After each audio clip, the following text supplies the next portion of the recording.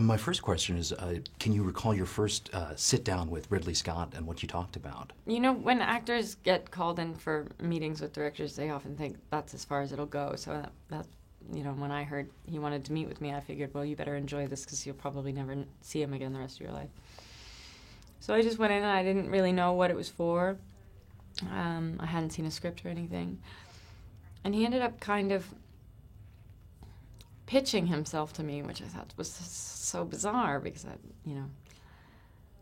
thought it was kind of a given that I'd be interested to work with him, no matter how he liked to work. And he sort of said, I like to hire actors I like to work with and that I think are talented, and leave them to their own devices. And I don't think you need to get in actors' way too much. They usually know what the fuck to do, so let them do it. And I like to work quickly. I think it keeps the energy up on set, and then you have time to have a nice dinner and get a good night's sleep before you come back into work again. Very efficient. I use multiple cameras, so the energy of the scene is good, and everybody can play off one another. And so does that sound good to you? And I was like, yeah. What are we talking about? Like, what is this film? And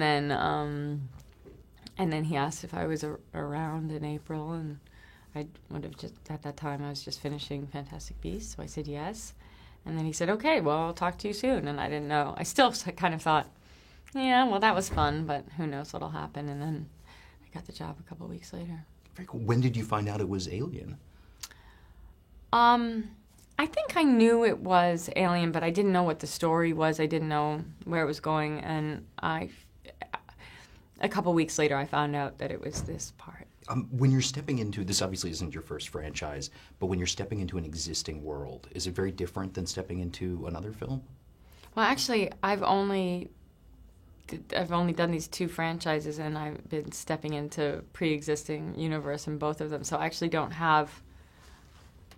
on some level, I think it's probably much more intimidating to try to build something from scratch, I felt more on both of these films like I was recruited onto a sports team that people already loved, and it felt really welcoming, but it also felt, I don't know, maybe I just had to do a trick of the imagination to put out the negative thoughts and worry about the judgment from the fans. I just felt the support of the fans and their enthusiasm and excitement, especially in this case that Ridley Scott was returning to the franchise, I mean, obviously he did with Prometheus, but people just love him and he created it. So I just felt sort of the excitement of all that.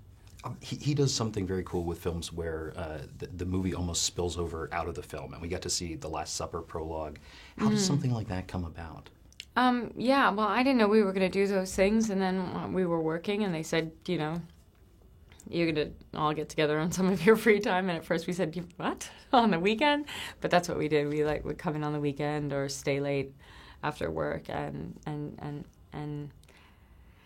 whip these things up. But actually that one, the Last Supper one, was a kind of crazy day for me because I shot the very beginning of it where Walter is giving me medicine, kind of doing a physical, And then I went and shot some of the toughest emotional stuff that I have to do by myself, like when I don't want to give things away, but when I'm alone in my room and stuff. And then I had to go back and do the little speech at the end of that teaser. And so that was like a very strange day on set because that was very light and fun and just for the fans and everything. And then of course the real work was a bit heavier. So that was a busy day. Is it easy to sort of scare yourself? I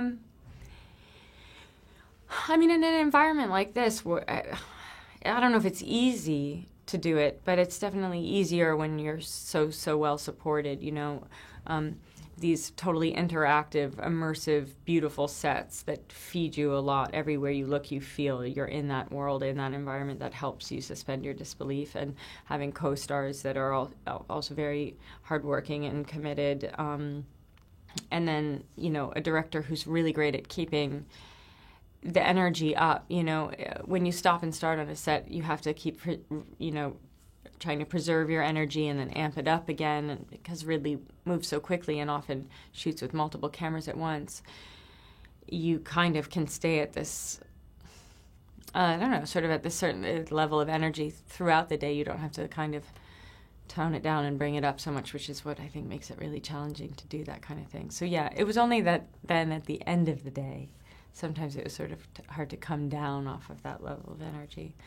So hot baths, there were many hot baths.